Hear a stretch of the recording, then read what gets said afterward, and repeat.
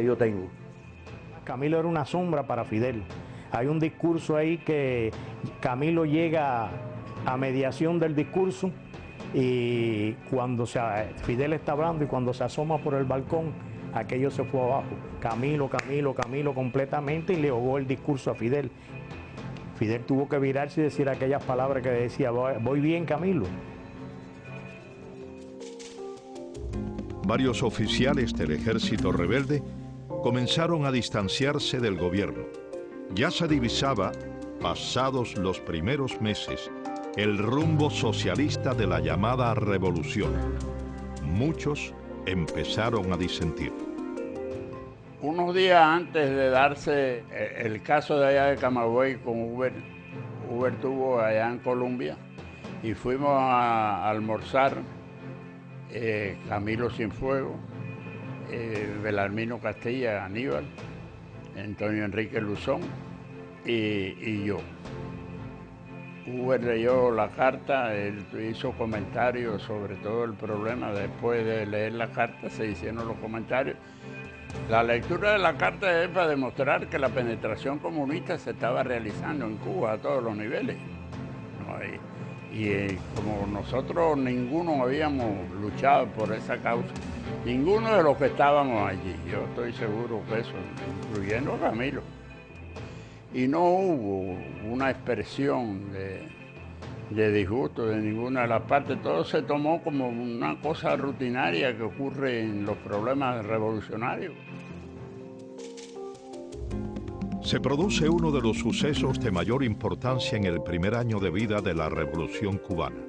El comandante Hoover Matos, jefe militar de la provincia de Camagüey, le envía una carta de renuncia a Fidel Castro, en la cual denuncia la influencia comunista en el gobierno. Castro de inmediato monta una campaña difamatoria contra Matos. Alude a una supuesta sublevación militar y el 21 de octubre de 1959 envía a Camilo Cienfuegos con un puñado de hombres a arrestarlo y tomar el regimiento militar de Camagüey. Camilo fue como con 20 hombres, armados con fusiles automáticos, bazooka y todo un despliegue. Cuando él llegó al aeropuerto se encontró allí con el jefe de mi escolta, el teniente José Martí Ballester, que le dice, bueno, Hoover me mandó a ponerme a las órdenes suyas, así que si usted va a entrar al regimiento yo tengo que ir adelante, porque por cuestión de seguridad. Fue él solo caminando hasta la puerta de mi casa donde yo estaba, y a la gente de él la retiró, la dejó fuera. Entró y me dice, bueno, vengo como abochornado, porque yo nunca hubiera querido cumplir una misión de esta naturaleza, etcétera, etcétera. Abochornado propiamente, ¿no?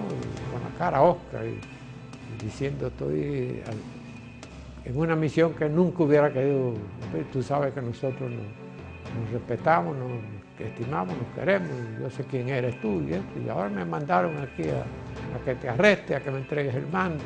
No sé, no entiendo esto, pero por encima de todo vengo como asqueado, ¿no? En la misión, pero tengo que cumplir.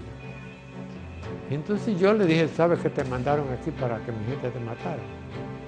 Me mandaron a arrestarme para que mi gente te matara. Porque si yo no tomo las precauciones, cuando tú entres aquí te balean, a ti igual que hubiera entrado aquí a arrestarme. La tropa está insultada porque se han pasado como 3 horas diciéndole hijo de perra, traidores, canallas, bribones. No tengo la menor duda de que ellos estaban, primero, sabían que yo iba a renunciar. Sabían que yo iba a renunciar. Y estaban preparando el escenario para cuando yo renunciara, arrancarme la cabeza a mí y de paso, pues, matar a Camilo y echarme a mí la culpa.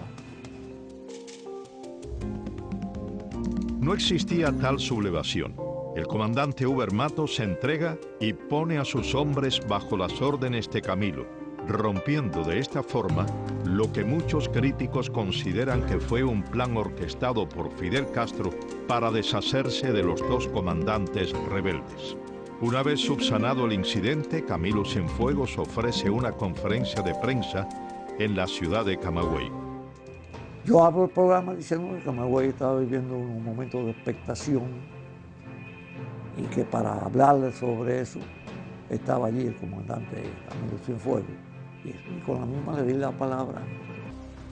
Cebrián de Quesada fue el periodista que moderó la última conferencia de prensa que ofreció Camilo Cienfuegos en la ciudad de Camagüey, antes de desaparecer.